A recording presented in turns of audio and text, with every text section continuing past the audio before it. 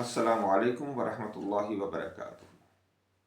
अस्सलातु वस्सलामु अला रसूलिल करीम अम्मा बाद औज़ु बिल्लाहि मिनश शैतानिर रजीम बिस्मिल्लाहिर रहमानिर रहीम। नाज़रीन, आज का मौजू इंतहाई अहमियत का हामिल है। हमारा आज का मौजू ईरान आग के धरने पर। आया ये दाखिली बहरान है, आलमी साजिश है, निज़ाम की तब्दीली की कोशिश है, या इसी तरह की कोई बदख्वाही है? इनकी मुमकिन वजूहात क्या हो सकती हैं? इसमें के पीछे अमेरिका, रज़ा शाह पहलवी का ख़ानदान, इसराइल, मुआशी हवाले से जो पहलू हैं, को मजहबी या फ़िरका वाराना का वजूहात हैं, क्या वजह हो सकती है? आइए आज हम इन सब का जायज़ा लेते हैं। इस हवाले से हमारे पास 12 सवालात हैं। पहले मैं आपको वो 12 सवालात बताता हूँ, फिर हम उन 12 सवालात का एक एक करके जवाब आपके साथ डिस्कस करेंगे। सवाल नंबर 1 ये है कि ईरान के मौजूदा हालात इस वक्त हैं क्या? दूसरा सवाल यह है कि ईरान के इन हालात की असल वजह क्या है? तीसरा सवाल यह है कि क्या माली या मुआशी हालात इस फसाद की वजह है? चौथा, कहीं मजहबी या फ़िरका वाराना जो फसादात हैं ये वो तो नहीं? पाँचवा यह है कि क्या रज़ा शाह पहलवी ख़ानदान या अमेरिका और इसराइल इसके पीछे हैं? छठा सवाल यह है कि क्या अमेरिका या इसराइल ईरान पर हमला कर देंगे इसी बहाने से? सातवां सवाल यह है कि अमेरिकी बहरी बेड़ा इस वक्त कहाँ है? अगर उसने ईरान पर हमला करना है तो क्या वो इस पोजीशन में है कि फौरी तौर पे हमला कर सके? आठवां सवाल यह है कि क्या इसराइल को ईरान से हमले का खतरा हो सकता है? नंबर 9 यह है कि क्या इसराइल ने मिसाइल डिफेंस सिस्टम्स को अलर्ट कर दिया है? वो जो इतना प्रोपेगेंडा जो कर रहा है कि ईरान हम पे हमला कर सकता है। 10वां यह कि क्या सऊदी अरब या गल्फ के ममालिक ईरान पर हमले के हवाले से अपनी फ़ज़ाई हदूद या अपनी ज़मीनी हदूद के इस्तेमाल की इजाज़त देंगे? 11वां सवाल यह है कि क्या हालात इस हद तक बिगड़ गए हैं कि हम ये कहें कि ईरान को एक दाखिली इंतशार की वजह से टूट फूट या तकसीम का सामना करना पड़ सकता है? और 12वां सवाल यह है कि क्या वहाँ हुकूमत बदल भी सकती है या नहीं? आइए हम इन तमाम सवालात का एक एक करके जवाब लेते हैं। ईरान के जो मौजूदा हालात हैं, अगर इस हवाले से हम देखें तो ईरान में कशीदगी इस वक्त अरूज पर है। 40 से ज़्यादा शहरों में फसादात और बलवे जो हैं वो जारी हैं। हलाकतों की तादाद जो मुसद्दका इतलात हैं वो तकरीबन 110 से ज़्यादा हैं, जबकि गैर मुसद्दका इतलात के मुताबिक इनकी तादाद इस वक्त 265 से ज़्यादा हो चुकी है। ईरानी हुकूमत के मुताबिक उसके 100 से ज़्यादा अहलकार जो हैं वो शहीद किए जा चुके हैं। बहरहाल अगर हम इस हवाले से देखें तो ईरान में होने वाले ये फसादात पिछले काफ़ी अरसे के दौरान देखने में ये सबसे बड़े फसादात हैं। यहाँ ये भी मैं कहता चलूँ कि ईरानी हुकूमत के जो हालिया बयानात हैं, जो कल रात और कल दोपहर के दरमियान में जो मुख्तलिफ़ किस्म के बयानात आए हैं, उनसे ऐसा महसूस होता है कि जैसे इस बलवे और फसादात पर काबू पाने में काफ़ी हेल्प मिली है उन्हें। फिर अगर हम ईरान के हालात की बड़ी वजूहात को सामने रखें तो वो क्या हो सकती हैं? असल में दिसंबर 2025 में शुरू होने वाले एहतजाज की जो असल वजह है वो मुआशी बहरान है, और मुआशी बहरान के पीछे असल में मुआशी पाबंदियाँ हैं जो ईरान के ऊपर लगाई गई हैं। करेंसी की गिरती हुई कीमत, खुसूसन डॉलर के मुकाबले में 14.5 लाख ईरानी रियाल जो है वो मिल रहे हैं। ये बहुत बड़ी गिरावट है। फिर इसकी वजह से आप ये देखें कि मुआशी हवाले से बेरोज़गारी बहुत ऊपर चली गई है, महंगाई बहुत आगे निकल गई है, और अफरात ज़र बहुत ज़्यादा ऊपर चला गया है।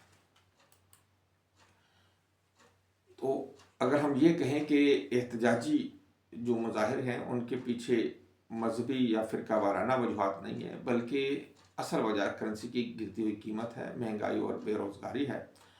और जो मुझे जो बात इसमें समझ आई है ज़्यादा, वो ये है कि मुस्तकबिल से जो नाउमीदी और मायूसी का एक जो पहलू है उसने ईरान की आवाम के ऊपर बहुत गहरा असर छोड़ा है। फिर इसके साथ जो चौथा सवाल हमारे सामने था वो क्या रज़ा शाह पहलवी का ख़ानदान, अमेरिका या इसराइल इसके पीछे है?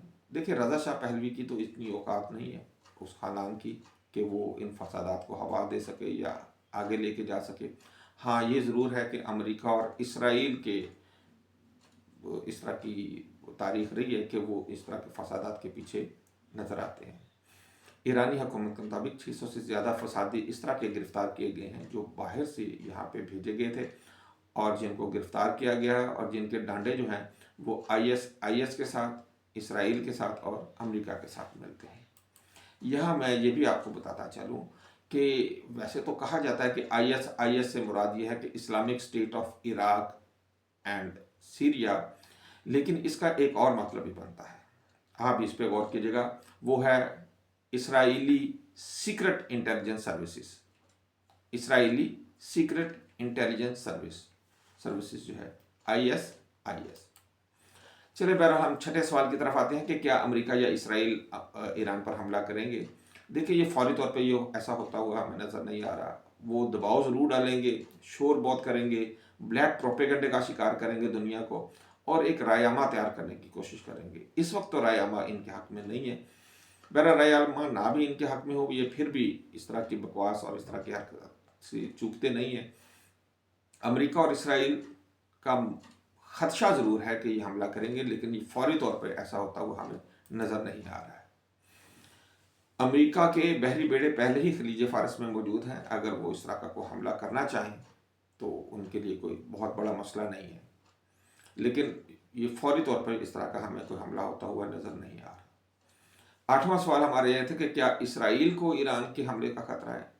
اصل میں ایران نے یہ دھمکی دی تھی کہ اگر ایران پر حملہ کیا گیا تو وہ اس کے جواب میں جو ریٹیلیٹ کرے گا تو وہ ضرور کرے گا، اور بڑی شدید طریقے سے کرے گا، اور اس کا نشانہ اسرائیل بھی بنے گا، اور امریکہ کی انسٹالیشنز جو ہیں یہاں پہ جتنی بھی ہیں ان تمام کے اوپر یہ حملے کرے گا۔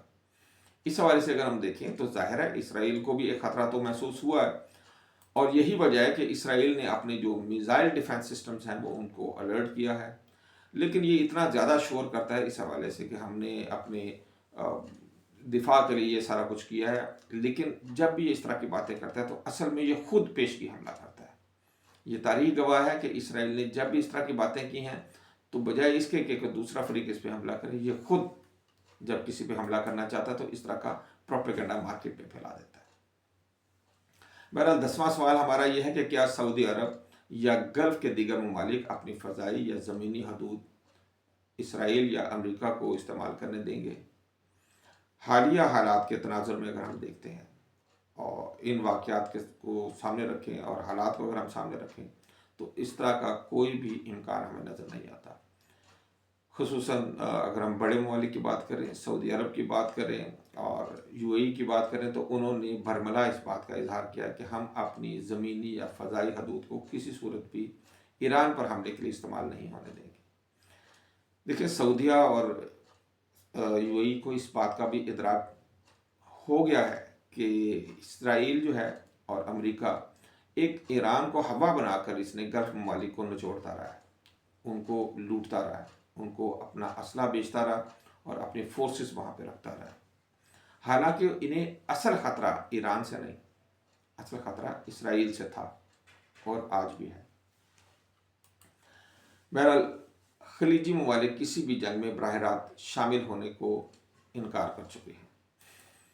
11واں سوال یہ ہے کہ کیا حالات اس حد تک بگڑ چکے ہیں کہ ایران کی تقسیم کی نوبت آ سکتی ہے؟ ہرگز نہیں، بالکل بھی نہیں، ناممکن ہے۔ ایران جو ہے ایک بہت بڑی طاقت اور ایک بہت پرانی تہذیب ہے، ہزاروں سال پرانی تہذیب ہے، آج تک اس پر بہت زیادہ اٹیک بھی کیے گئے۔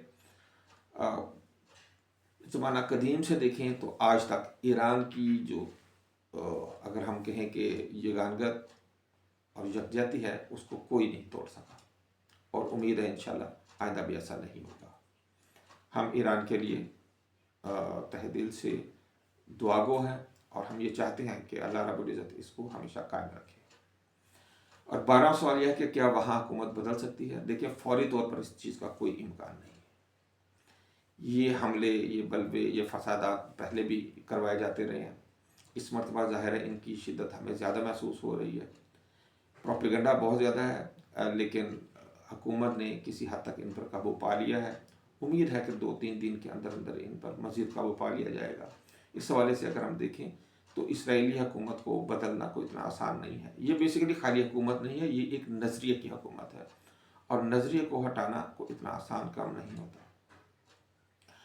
یہ تھا ہمارا آج کا موضوع. انشاءاللہ مزید موضوعات کے ساتھ آپ کے ساتھ کل پھر حاضر ہوں گے. تب تک بھی اجازت دیجیے گا. اللہ حافظ. السلام علیکم ورحمۃ اللہ وبرکاتہ.